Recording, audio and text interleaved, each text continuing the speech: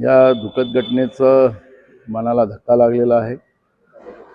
एक आमचा विधिमंडळातला सहकारी आणि राज्याचे उपमुख्यमंत्री यांच्याबरोबर आम्ही अनेक वर्ष सोबत काम केलं। अशा त्यांचं जे कर्तृत्व होतं, जे उत्तम शासन आणि उत्तम प्रशासन याच्यावर त्यांची मोठी पकड होती आणि शब्दाचे पक्के दादा असं त्यांचा उल्लेख केला जात होता।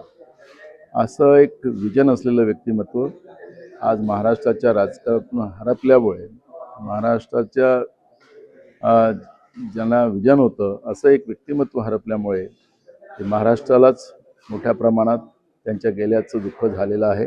अशा या आमच्या सहकारी अजितदादांना, त्यांच्या परिवाराला जे दुःख झालेलं आहे त्यांना ईश्वर हे दुःख सहन करण्याची क्षमता प्रदान करो। मी त्यांना काँग्रेस पक्षाच्या वतीनं त्यांना श्रद्धांजली वाहतो।